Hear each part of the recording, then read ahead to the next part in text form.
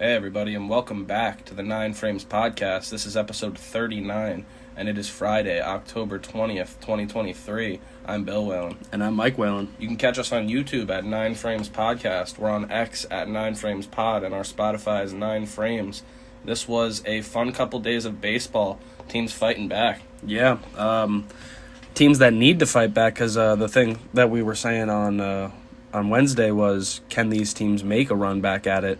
The American League Series would roll on first because the NL had their day off earlier. Yeah, a couple 2-0 deficits coming into that, so definitely teams needing to fight back, and we'll get into all that coverage and set you up for the weekend ahead. Yeah, really exciting series. The ALCS is going to be shifting over to Arlington with the hometown team Texas coming home with a 2-0 lead. They're going to be here for games 3, 4, and possibly 5 if it's necessary, because Texas does still have that opportunity to sweep. Yeah, Texas looking to sweep with games 3 and 4 on Wednesday, and not the position that the defending champs thought they'd be in coming into Texas down 2-0. No, and they're not used to being in a position of this nature, because they just usually roll over teams in the postseason in the past half decade.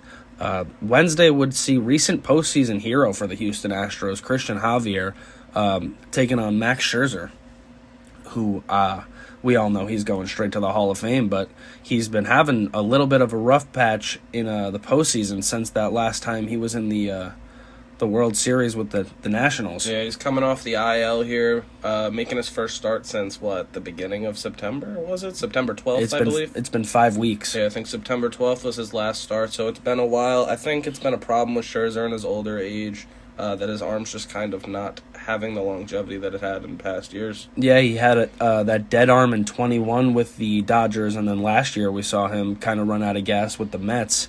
We'll see what he does tonight. No such issues for Christian Javier. Unfortunately, the Stros would get to Scherzer pretty early, putting up a 3 spot in the second inning after a scoreless first from both Scherzer and Javier. Max would he would throw a wild pitch to open the scoring in that second inning for Houston and then Martin Maldonado, not the guy you in this lineup you'd think would be driving in runs, but not known for his bat at all, a defensive catcher for sure. Yeah, he drives in a pair to give Houston a 3-0 lead. Yeah, it's disappointing to see. This game has a lot of similarities to the game he pitched in the wild card series against the Padres last year. He just comes out of the gate and he looks very shaky. Yeah, and then the next half inning, Altuve would jump on a high fastball from Scherzer, 95. It was out of the zone, too. Altuve just climbed to grab it, and he destroyed it for his second home run of the postseason, and it would give Houston a 4-0 lead. Yeah, this is the type of hitter Altuve is. He's really just such a hitting machine because of his ability to hit balls out of the zone and get singles and more, obviously, a home run. It really is incredible to watch that guy hit still. So impressive. I was looking at it, man. He's going to be a free agent soon. It's after next year. Yeah, who knows what's going to happen there. I don't see him in another uniform. It kind of seems like that's the guy they would pay, but I can't. Not for nothing. They got other guys coming up who could end up in other uniforms like Bregman, and that would be odd. Tucker. Yeah, definitely. They did already pay Alvarez, so that's good. But when you see guys in Astros uniforms for so long like we have, it's just going to be weird to see if that core mixes up. It's weird to see players like George Springer already in Toronto. Yeah, Correa in Minnesota. It's definitely weird. So finally, Dubon would single in the 5th inning to give Houston a 5-0 lead on Max and Texas, and that would do it for Max. His final line was 4 innings pitched, 5 hits, 5 earned, 1 walk, only 4 Ks. Yeah, and when we talked about it on Wednesday, we said this was exactly the type of way that the Houston Bats had to come out against Max. They ambushed him for sure. Yeah, hot start for Houston. And speaking of hot, Christian Javier just remains on this torrid postseason stretch that he's on. Yeah, it's something with that Houston Threads, man. It just makes people play different in October. This was actually considered probably a bad start for Javier, considering just how good he's been. His bad start was 5 2/3, 3 hits allowed, 2 earned runs, 1 walk, and 3 Ks. With his lone mistake being a 2-run homer for Josh Young, his second of the post. in the bottom of the fifth to cut it 5-2. Yeah, no, this was a really impressive start for him again. I believe he went 5 innings his last start, and now he goes 5 2/3 here and out away from a quality start. Clearly keeps his team in the game and exits with the lead. Yeah, if he doesn't make that mistake to Young, he goes 6 scoreless, and he doesn't give up anymore again. It's a different narrative, but either way, one mistake isn't going to tarnish his day. Yeah, fantastic start from Javier again, who they've absolutely needed in both of these last 2 postseason runs. The Stros would answer that Josh Young 2-run homer with a Yordan Alvarez 2-run single to go back up 5. Now it's 7-2. Yeah, Yordan Alvarez just does not stop, man. It's actually unbelievable how that guy just... He might be the best hitter in baseball right now. Worth his weight in gold. I gotta say, he just genuinely might be. Josh Young responds with his second 2-run home run, his 3rd of the postseason now, to make it 7-4 in the bottom of the 7th. But unfortunately, it would just be too late for Texas on this night. Yeah, very impressive game for Josh Young. Disappointing to have such a performance at a losing effort, but I mean, he's got to be feeling good at the plate. Really nice to see your rookie third baseman, man. You think this kid's going to be a cornerstone. He was an all-star this year, and now he's delivering in the postseason, so he's showing that he can step up when it matters, which is awesome for them. Definitely a set-it-and-forget-it player for Texas. Definitely. Jeremy Pena would single for Houston in the 8th inning to make it 8-4. Then Adolis Garcia would respond with a single of his own to give us our final score in Game 3, which was 8-5 in favor of the Houston Astros as they cut the deficit to 2-1. Yeah, this was a fun little back and forth between the teams at the end of the game, clearly showing off that they both have great offenses. But it wasn't enough for Texas to come back and take that one. 2-1 advantage for Texas going into Game 4. The series would roll on to Thursday, and Game 4 would be Jose Urquidy as he takes on Andrew Heaney, the Heen Dog. Mm-hmm. Yeah, we were saying we didn't know who they were going to go with between Heaney and Dunning. They did decide to go with Heaney. I don't know if I would have, against this Houston lineup, gone with a lefty, to be honest with you, with how many right-handed hitters they got. Yeah, definitely. I don't know if it was to neutralize Yordan Alvarez, but that's not really something lefties do to him. He's a guy who could hit anyone. Yeah, exactly. And Houston comes out firing in Game 4 just like Game 3, this time just off of Heaney instead of Max. Bregman would get a 2-run triple in the first inning, his first triple of the postseason, and then Alvarez would single him in to make it 3-0 after just 10 pitches from Andrew Heaney. Yeah, much like the previous day in Game 3, Texas sent reeling on their home ballpark early. Not a good look. Heaney would only get 2 outs as Dane Dunning would take over to get the final out of the first inning. Not what Texas needed out of Heaney. Not at all. As they lose the night before and you need your starter to give you... but I heard Bochy was hoping he could give him 5, maybe 6, and he didn't even give him 1. Nah, these Texas teams doing a rough job at defending their home turf, both of them. For real. Texas would answer with a pair of their own in the second, courtesy of a Garcia solo shot down the left field line. It was a bomb. His 3rd of the postseason. A couple of really good homers for him this postseason. When he gets them, he gets them. Definitely. He doesn't hit cheap ones. And Josh Young, who would continue to stay hot with a sac fly to make it 3-2 Houston. Yeah, Young clearly wants to win this series, man. Yeah, he's putting his best effort, that's for sure. Corey Seager, who absolutely loves hitting in Texas, he even said it. Definitely. That ballpark, man, it's been really kind to him. He homers his 2nd of the postseason. They were both in this stadium. It was the lone home game against Baltimore where he hit his first, and now the first home game against, or that's the second home game against Houston. Now he hits his 2nd. Yeah, you got to think it's part of the reason he signed this contract here. He loves this new park. Very comfortable there. That's in the bottom of the 3rd inning to tie the game 3-3 for new pitcher Dane Dunning. As I said, he took over. Yeah, see, this is who I would have started in that game in the first place. I think a lot of Texas fans would agree with you on that one. Hindsight's 20/20, but I was saying that before these games. I mean, it just makes more sense to start a right-hander against it feels like a right-handed heavy lineup. But I mean, hey, it's all water under the bridge now, I guess. Dunning was good for 2 innings after taking over for Heaney, but his 3rd inning would be pretty costly as Houston gets him for 3, with Bradford allowing a 4th, the reliever from Texas, to give the Astros a 7-3 lead, and they just wouldn't look back. Yeah, that's what Houston does, man. Foot on the pedal.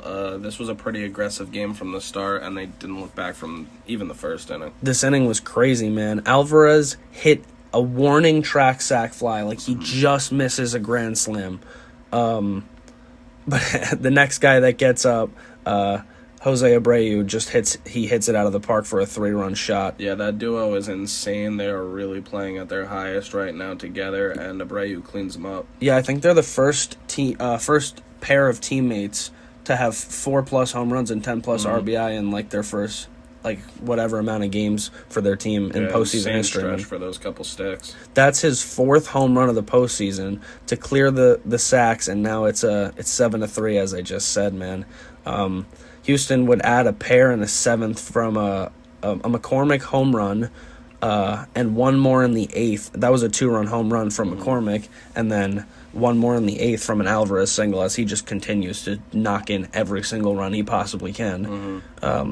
For the Astros to go up 10-3, and that would do it for Game 4. So after the Seager home run to tie the game, Texas does not score again. No, very impressive win for Houston to tie up the series at 2-2. Urquidy and the bullpen just completely locked it down. And they break this one down to a best-of-3 series, just like the wild cards were before them. Man, we were skeptical of that all right-handed bullpen, but the only thing we've seen is that it's completely working against that Texas lineup. Yeah, good arms regardless of which arm they throw with, so it's working out so far. A lot of scoreless innings from the Astros right-handed reliant bullpen. The ALCS is now 2-2, man, and it's a best-of-3 series. Yeah, definitely. We got ourselves our own wild card series in the American League Championship series. Should be fun. We both had this series going 7, and that's what it's looking like right now. I mean, it was always going to go deep. These teams they had the same exact record. They were battling all year. It's exactly what it's living up to be. It's been a really fun series so far. Game 5 today, we'll see Justin Verlander, who's 1-1 with a 1.42, take on Jordan Montgomery, who's been an absolute beast for the Rangers. He's 2-0 with a 2.08. Yeah, both of these guys have managed their innings really well, and I don't think this one's going differently. Humongous swing game here, man. Because whoever takes this one, they take a 3-2 lead, and now we know it's going back to Houston regardless of who wins tonight. Right, yeah, that's definitely huge for Houston to take Game 2 and secure it going back. And then on Sunday for Game 6, it's still TBD from both sides, but I think it's fair to assume it'll be Nate Eovaldi on Texas's side, and then Framber Valdez from Houston. Yeah, I don't know why they would go with anybody else in that position, so yeah, I think you can mark that one down. I just want your opinion, man. Who the hell is taking this series now that it's a best-of-3? Yeah, this is rough, man. Texas needs to get back on track because that's a couple two hard losses in a row, especially the 10-3 one on your home ballpark. So, yeah, definitely got to get the wheels turning. Yeah, I mean, I hope they can. I still think this series is fully going 7. Yeah, I agree with you, and I'm not wavering from my Texas pick. It just seems like that would be kind of whack to do so. So I got Texas bats waking up in these next couple games. The thing is, regardless of how they play tonight in Texas for the last, or in Arlington for the last game, they do got to go home, and Houston has not been good at home this year at all. Very true. That Houston crowd better be rowdy for that game. So wouldn't it be kind of funny if the Astros, who struggle at home, are costed their postseason because they won the division instead of playing in the wild card? Yeah, could be. Well, that's on them for not playing great home baseball because everyone should, I think. Very true, and it's honestly very weird that they're not good at home because the dimensions benefit them. They know their home ballpark. Obviously, the crowd's behind them in Houston. I'm not really sure what's going on there. As a team with the lineup that they do and just the overall roster, you'd think that they'd be able to play in front of their home fans, but it just hasn't gotten put together this year. It's a pretty big sample size, but that's not to say that it could be some form of coincidence. I think Texas is going to win this game tonight, take it 3-2, and then Houston will take the first one Game 6, and then we got Game 7. That's what I want, and that's what I hope happens. Yeah, I hope so. That would be electric, and that's what I hope we're telling you guys on Monday. So, I mean, we're both sticking with our picks. I'm not going to waver either. No. I think Texas in 7 is still going to happen. No reason not to. I wonder on Monday's episode if we'll be wrapping up this ALCS or setting you guys up for a Game 7. Fingers crossed we're setting up a Game 7. Yeah, it would be very exciting. Mm-hmm. Much like that Texas versus Houston ALCS, the NLCS will roll on to Arizona with Philadelphia leading 2-0. So, I mean, Arizona's going to have to defend their home turf from a really great offense and some solid arms as well. Yeah, and it was a pretty packed crowd. I think they said it was like 50,000 people there for this game. Yeah, and that's even with Philadelphia fans buying a clump of tickets to not go. It's pretty funny. I saw a D-backs fan say that one of his friends contacted the Phillies fan saying they would give them to Phillies fans in the area, pretending to be a Phillies fan. So he just got tickets to the game for free from a Phillies fan. Very nice, very nice. So the plan really backfired, and it was still a pretty rowdy and full crowd. Definitely. They're fired up for their D-backs, and they should be, man. This has been a really fun run for them. Game 3 would end up bringing an unexpected pitchers duel between Ranger Suarez and Brandon Pfaadt. Maybe we should stop saying it's unexpected, man. These two guys have been studs so far in this postseason at least, and Suarez has had a solid year as well. For real, Ranger. I know Pfaadt had a bit of a tough year, but he's a good arm, man. He's a rookie. Mm-hmm. I mean, they brought him up. He only got drafted in 2020, I believe. So Yeah. I mean, he's still relatively young. They're just having him grow through the season. Yeah, and this postseason might really give him the confidence he needs to cement his role as that 3 pitcher in that D-backs rotation. I mean, both of them looked confident as hell last night. Definitely. Neither starting pitcher in this game would even allow a run. And this game becomes the first game that both teams haven't scored past the 4th inning. A lot of early firepower. Yeah, it's pretty crazy. The whole postseason, you'd think there'd be more pitchers' duels that would take it scoreless into the 5th inning at least, but this would be the first time. No, a lot of blowouts in this and a lot of high-scoring games as well. Offense is coming out early and often this postseason. Definitely, and Ranger Suarez stays hot. He goes 5 1/3 inning pitch, gives up only 3 hits and 1 walk, strikes out 7, and does not give up a run, as we said. He lowers his postseason ERA to .64. How insane is He's that? got a teammate at .96, and he's .3 behind him? Yeah, this guy doesn't give up anything. He That's he doesn't even give up like hits, man. Nah, and it's crazy because he pitched 2 games against the Braves, and that's how his stats are looking. I know, that's why it's even more impressive because he's going against the D-backs just swept the Dodgers, so their offense has been on fire. The guy has a .64 whip too. Yeah. He's giving up nothing. No, not at all. At all. Which, I mean, it's super impressive to see. And if you look at his career postseason numbers, he's at a .94 for his career ERA with a .84 whip. Yeah, 8 games played in that. I mean, really impressive stuff. Insane. Suarez starting out a October legacy if he can keep it going. 100%, man. Good for him. And Brandon Pfaadt, the rook, like we said, man, he lines up perfectly. He goes 5 2/3, gives up only 2 hits, not a single walk, strikes out 9 in his 5 2/3 shutout innings, which I personally think should have been a bit more. But this is the best start of his professional career, and everybody should be tipping the cap to him. Yeah, he lowers his postseason ERA to a 2.13, man. So that's not to scoff at either. For a rookie who's been up and down, I think they said 3 times this year, for him to go out every 3rd day for this team who's playing in for a National League championship, dude. Right. He pitched his ass off last night. And he was really carving up 9 Ks. That's a career great high. lineup. That's a career high in strikeouts in the NLCS, man. Very true. He's at just 69 pitches with 2 outs in the 6th inning. Nobody's on base, but his manager, Lovello, man, comes out and he yanks him before facing, I know it's Kyle Schwarber for a 3rd time. Fans were not happy about it. They booed the move.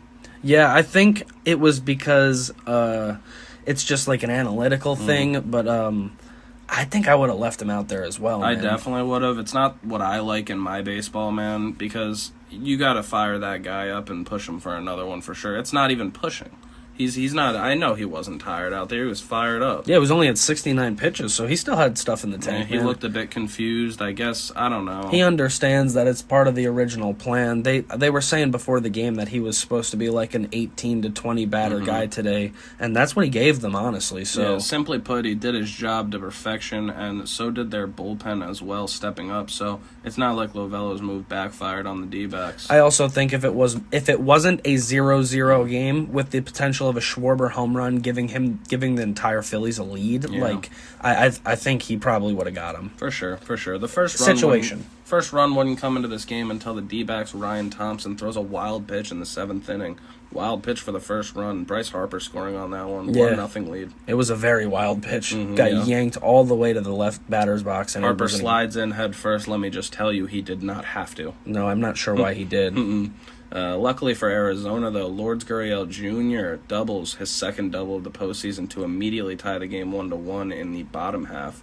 Very impressive postseason for him and Ketel Marte. They've been really good together. Yeah, he's been a really, really good addition to this lineup this year, man. Underrated baseball player all around. Very true. 1-1 tie game, and the bullpens here hold until the bottom of the 9th, where the Snakes walk it off on Craig Kimbrell via Ketel Marte. Like I just said, single. And he goes 3 for 5 in this game with a pair of doubles. He's just a stud, man. He's been their best player this postseason, and he has been their best player for a little bit now. Overall, besides Corbin Carroll, who came up this year, it's been the Ketel Marte show in Arizona for a little bit. So, I know D-backs fans know that he's that guy. Yeah, Ketel Marte is now on a 12-game playoff hit streak. Impressive. He's hit in every single playoff game he's played in his career. So impressive. He's a clutch hitter, and he belongs in the middle of that lineup. And he belongs in the postseason. That walk-off cuts the deficit to 2-1 for Philly, with Game 4 coming up tonight. That'll be the nightcap Friday night baseball. It will be Christopher Sanchez, who hasn't pitched in the postseason so far, versus Joe Mantiply, who's 2-0 with a 9, all out of the pen. So, that ERA obviously isn't a short amount of innings, but still picked up a couple wins. Arizona's hoping to even the series at 2-2, and they're going with an opener here. Yeah, and it's an opener that hasn't really had much success. Record-wise he has, but a 9 ERA that's up there. Christopher Sanchez had a really good year for the Phillies. He's been a good project of theirs, as he started as a reliever, if I'm not wrong, and they've stretched him out to be a pretty good left-handed option. Yeah, he's got length on that arm for sure. When I was looking at this matchup, I originally had thought it was going to be Taijuan Walker versus Ryan Nelson, but they end up going with Christopher Sanchez on the other side, and Ryan Nelson gives up 3 earned runs and only 2/3 of an inning in that 10-0 Philadelphia win, so I guess the confidence was a bit shaken. Maybe it was that they saw how well Suarez, who was a lefty, did against the lineup last night, so they thought, let's send Sanchez out instead of Walker because he's also a lefty. Yeah, we'll have to see if it pays off. Very big game with a lot of uncertainty on the mound in that one. I wouldn't be surprised if Sanchez struggles early if Walker wasn't the bulk guy behind him. Agreed. So, he'll probably be an option out of the pen tonight. Right, and then Game 5 will be Saturday Night Baseball. That's still to be determined by both sides. We're going to assume that's Zach Gallen versus Zach Wheeler. Why wouldn't it be? It most likely will be. It lines up to be. I'm not really sure why they haven't announced it yet, because the game will be played. Yeah. We can all assume that that's what it'll be. Those guys are going to be sending out their best, and I wanted to ask you, do you think that the D-backs can keep up this momentum from last night and keep it going, or does Philadelphia take the momentum right back from them? Man, I hope they do for their sake, and for just baseball playoffs entertainment value's sake. We want these series to keep going, because if you take a 3-1 lead and you have to go back to Philly, good luck. Right, yeah. In my analysis of this situation, I think this is kind of what I saw happening. This was their sneak game. They end up getting one game. They win in the 9th inning, and I think that will be the only win the D-backs end up getting here. They did quiet the best offense in the end, obviously. Might be left in the playoffs, depending on if it's them or Texas on any given night. Yeah, both of them have just been scorching hot offenses. So, holding them to 1 run is the only way that you were able to win a game by 1 run. That's not the formula for winning against Philadelphia. Yeah, but who's to say that the Phillies lineup doesn't just go cold now? They only had 3 hits last night, so... Yeah, Philadelphia lineup all going cold at the same time right now while they're all slugging above it, or have an OPS above 1,000. I'm not sure, man. We'll see what happens tonight with an opener, and that D-backs bullpen is going to be working tonight, every single one of them. Definitely. Mantiply's probably got, 2, maybe 3 innings in them? Yeah, I think they'll probably go for 2, hopefully. But it'll be nice for them to, now they've at least guaranteed that Gallen will have that final home game on Saturday night, tomorrow night. Very true. With at least giving them a chance to go back to Philly. They didn't play really well in Philly, but you still want to give yourself a chance. Yeah, I still got Philly winning this in 5. I think the D-backs are probably going to put up a decent fight in these next 2 games, but I just don't think it's enough right now. I think they have a solid core to come back in the future, though. The thing is, the D-backs offense isn't fully clicking as of last night. I mean, they only scored 2, so if the D-backs offense starts hitting as they were in the Dodgers series or the Brewers series even, we could be talking about a different story. It might just be that the D-backs outslugged the Phillies, because that's possible. That would be something. We'll see if they wake up against Sanchez tonight, and we'll see how Mantiply does if he holds down the fort. Yeah, I mean, it's going to be very interesting. And we will update you guys on Monday if the series is over or if it is not. If it's not, then Game 6 will be played back in Citizens Bank Park. Yep. Thank you to everybody who has watched and listened throughout this entire postseason, but specifically this episode, of course. This was the 9 Frames Podcast, episode 39. This was Friday, October 20th, 2023. I've been Bill Whalen. And I've been Mike Whalen. As always, catch us on YouTube at 9 Frames Podcast. Our X is at 9 Frames Pod, and our Spotify is 9 Frames. Please like and subscribe. Yeah, we appreciate all the constant support, as we've mentioned, like we've seen it, and thank you, honestly. Definitely a chance this weekend to wrap up both of the championship series. Will we be wrapping them up on Monday or setting you guys up for Game 6 and potentially 7 of both of these series? That's the question. Mm-hmm. Enjoy your weekend, folks, and enjoy the baseball ahead. It should be super competitive. Take it easy, y'all.